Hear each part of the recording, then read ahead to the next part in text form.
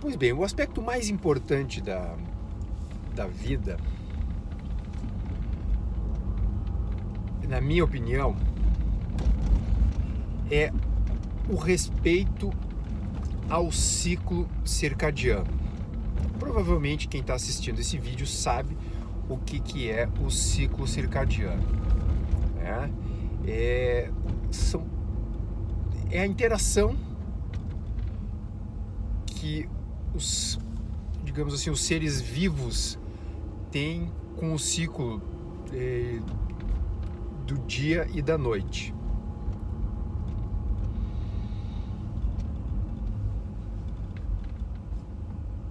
Daí vem a importância de dois elementos fundamentais para quem quer ter saúde: sono e sol. Ou seja, a noite e o dia. Sendo que um alimenta o outro. Uma boa noite de sono gera possivelmente um bom dia. E um dia bem vivido, muito possivelmente, a não ser que você peide na farofa antes de dormir, que é o que a imensa maioria das pessoas faz, provavelmente vai gerar uma boa noite de sono. Pelo menos vai te possibilitar ter uma boa noite de sono. Pois bem, o ciclo circadiano, ele se relaciona diretamente com o sistema nervoso autônomo. Ou seja, o que nos faz despertar é um aumento do tônus, é um aumento da atividade do sistema nervoso simpático. Sistema simpático. Ou seja, lá pelas 4 da manhã, o tônus do sistema nervoso parasimpático, que vinha predominando durante o sono, ele começa a diminuir. E o sistema simpático passa a atuar com uma maior importância. Isso faz com que você tenha um pico na produção do cortisol, que vai sinalizar como um hormônio que ele é para o resto do corpo, que é a hora de acordar, que o dia está chegando.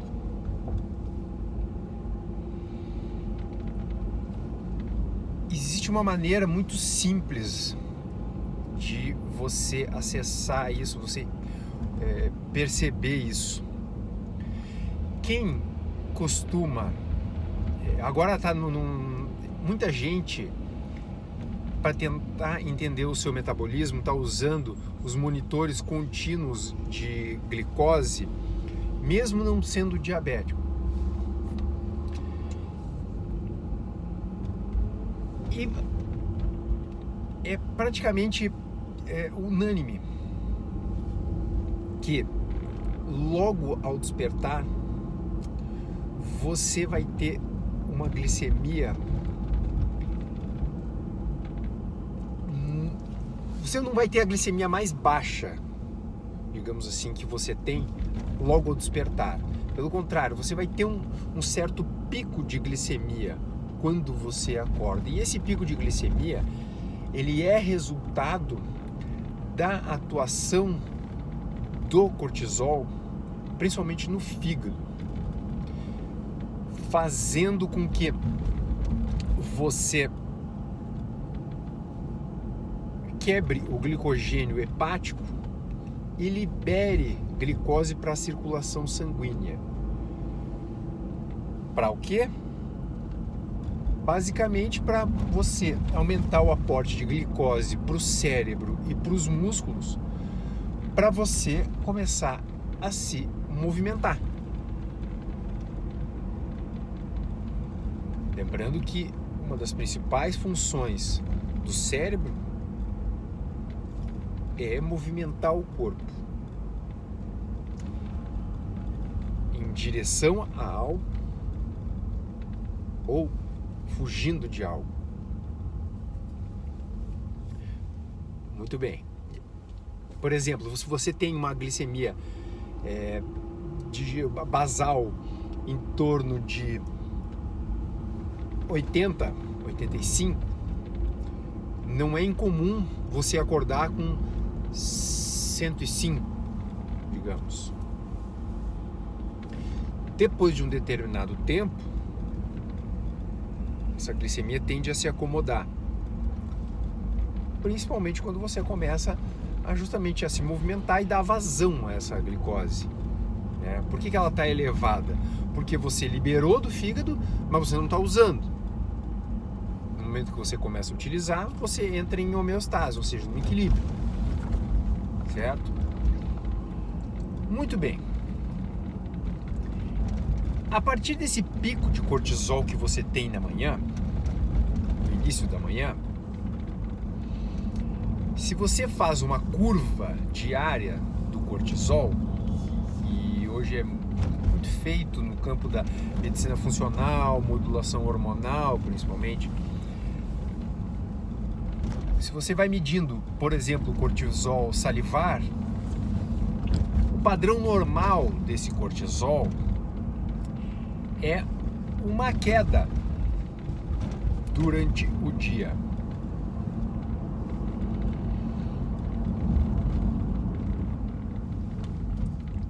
E aí entra uma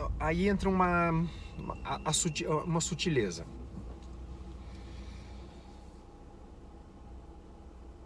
Tudo que você fizer, todas as atividades que você fizer que estejam alinhadas com esse seu nível de ativação do sistema simpático e do seu nível de cortisol, tendem a ser mais bem-sucedidas. Como assim mais bem-sucedidas? Tendem a te dar um retorno mais positivo. Essas atividades tendem a ser mais bem executadas e tendem a te dar um retorno maior. Então, por exemplo, se você tem pico de cortisol, pico de glicemia, até mesmo sua frequência cardíaca vai estar um pouquinho mais elevada, a sua frequência respiratória provavelmente vai estar um pouquinho mais elevada. Esse cenário, esse contexto nervoso, o que ele te propicia? Te propicia exercer, por exemplo, atividades físicas em alta intensidade. Então, quando que vale a pena você fazer um treino de alta intensidade? Em que horário vale a pena fazer esse treino de alta intensidade? É quando o teu cortisol está elevado e todos os outros parâmetros fisiológicos estão seguindo essa orientação? Ou quando o teu cortisol está lá no pé, como é o caso de quando o sol vai se pondo? É lógico que é de manhã cedo. Muito bem. Número 2. Comer. Quando e o que? Veja. Quando você come, eu acho que eu já comentei isso em algum outro vídeo, mas quando você come, tem uma alimentação rica em carboidratos, principalmente de mais alto índice glicêmico, você tem uma ativação do sistema nervoso simpático. Ou seja, se você come algo desse tipo, ou seja, algumas colheres de mel, uma fruta, um suco, uma água de coco, se você come isso pela manhã, o que você vai fazer? Você vai amplificar esse sinal. Ou seja, você vai aumentar aquela ativação do sistema nervoso simpático que eu falei. E isso pode ter um benefício. Se você vai exercer uma atividade de alta intensidade, ou se você acabou de exercer uma atividade de alta intensidade, você vai estar acrescentando um estímulo que simplesmente vai amplificar o estímulo que você já vinha recebendo. Ou seja, você vai estar em congruência com o que está acontecendo. Esse tipo de alimento, por exemplo, ele exige muito pouco do seu sistema digestivo.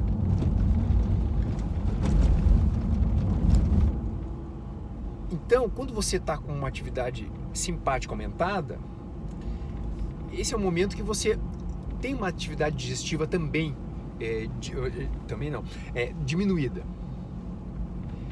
Então, se você oferecer algo de difícil digestão, por exemplo, você vai truncar esse sinal, você vai frear esse sinal. Ao passo que se você coloca uma comida de fácil digestão, não tem problema, ela não precisa da ativação, por exemplo, do sistema nervoso parasimpático para acontecer. Então, esse vai ser o momento também, ou seja, o momento peri-exercício de alta intensidade, vai ser o momento de, se você quer introduzir carboidrato na sua dieta, esse é o momento. Porque se você fizer isso lá no fim do dia, em que você está diminuindo todo o sistema simpático, aumentando o parasimpático, você vai frear o que o seu corpo está fazendo para preparar você para dormir, basicamente.